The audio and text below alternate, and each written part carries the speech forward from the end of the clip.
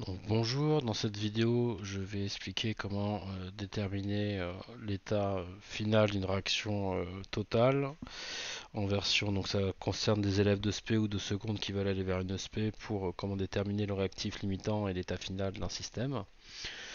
Donc tout d'abord on repart donc sur le même exemple que j'ai utilisé pour la vidéo de seconde.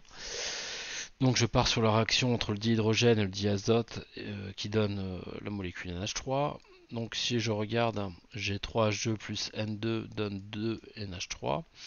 L'état initial, vous devez être capable de le déterminer. Ici, j'ai mis directement des chiffres. On pourrait aussi écrire des symboles, c'est-à-dire NI. Souvent, ce qu'on va voir, c'est un truc de cette manière-là. NI, entre parenthèses, H2, avec I en indice. Voilà. Pourquoi? Parce que N, c'est le symbole de la quantité de matière. I, ça veut dire état initial. H2 pour préciser que je parle de H2. Et puis, je ne mettrai pas forcément la valeur associée ici. Je mettrai juste NiH2. Pareil pour ici NiN2. Et puis ici, en général, on considère que les produits, on n'en a pas à l'état initial. Ici, on va donc continuer simplement avec les chiffres pour que ça soit plus clair. On va s'intéresser à l'état intermédiaire. En gros, on va se poser la question, si je fais X fois la réaction, combien va-t-il me rester de H2? Combien il va me rester de N2? Et combien j'aurai fabriqué de NH3? Donc X, finalement, c'est le nombre de fois dont je fais la réaction. C'est le nombre de fois, mais qui s'exprime en mol. Donc en gros, ici, tout simplement, j'ai 15 mols moins 3x. Pourquoi 3x? Parce que pour faire chaque fois cette réaction, j'ai besoin d'utiliser 3 H2. Donc c'est-à-dire que si je fais x fois la réaction, j'aurais utilisé 3 fois x molécules de H2 ou 3 fois x mol de H2. Ici, je parle en mol. X, c'est des mols. D'accord?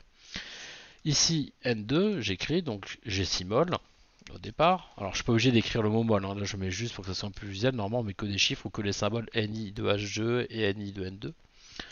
À chaque fois que je fais la réaction, vu que j'ai pas de chiffre devant, ça veut dire que j'ai un 1. Donc c'est 6 mols ce que j'ai au départ, moins ce que je consomme en faisant X fois la réaction, c'est X.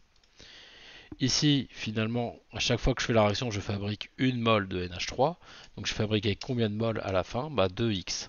Parce que à chaque fois 2, et j'ai fait x fois la réaction, donc 2x. Si imaginons ici j'avais eu 15, j'avais déjà eu des produits qui étaient dans le système, j'aurais fait 15 plus 2x, d'accord? Si c'est pas le cas, on part sur un état standard qu'on rencontrera souvent, où la quantité de matière des produits est égale à 0. Donc là, tout simplement, j'ai exprimé un état intermédiaire, le nombre de réactifs que j'ai qui me reste quand j'ai fait X fois ma réaction. X est appelé l'avancement de la réaction, c'est-à-dire que j'ai avancé la réaction de X tours. On peut voir ça comme ça. La question qu'on se pose, c'est quelle valeur maximum je peux donner à X avant que l'un des deux ingrédients, l'un des deux réactifs, arrive à manquer. Donc pour trouver ça, tout simplement, je résous deux équations de manière simultanée. Je fais 15 moins 3x égale 0. Donc en gros, je cherche la valeur de x pour laquelle je vais avoir H2 qui va être arrivé à 0. 15 moins 3x égale 0. Donc ça fait 15 égale 3x.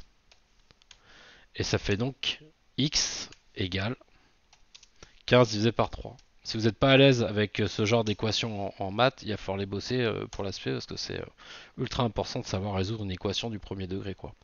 Ça revient tout le temps, tout le temps, tout le temps comme manipuler des formules du genre V égale D sur T, quoi. Donc là, je trouve ça et on appelle ça X max. C'est le X max de H2, pardon. C'est-à-dire qu'au maximum, avec H2, je peux faire 5 fois cette réaction. De la même manière, je résous 6 moins X égale 0. Là, c'est encore plus simple, ça fait X max égale 6. Et donc j'en déduis tout simplement que le réactif qui va me manquer en premier, c'est le H2 parce qu'au bout de 5, il n'y en aura plus. Et je ne peux pas avoir un nombre négatif de mol. Quand on fait une réaction chimique ou une recette de cuisine, ça ne marche pas avec crédit, il faut qu'on ait les ingrédients sur place. Donc ça veut dire que X max, ici, le nombre de fois au maximum que je vais pouvoir faire ma réaction, l'avancement maximum de ma réaction, va être égal à 5 mol. D'accord? Attention, x est un nombre de mol. Une fois que j'ai trouvé ça, je remplace pour trouver l'état final x par x max dans tout ça et ça me donne mon état final. Donc là j'avais 15 moins 3 fois 5 ça fait 15 moins 15 ça fait 0. Là je vais avoir 6 moins 5 donc ça va me faire égal 1. Et puis ici je vais avoir 2 fois 5 et ça fait 10. Et j'ai trouvé l'état final de mon système. Et ça, attention, c'est bien des mols. Hein. Donc là, c'est très important de ne pas oublier les unités. Donc je répète, je pose mes équations.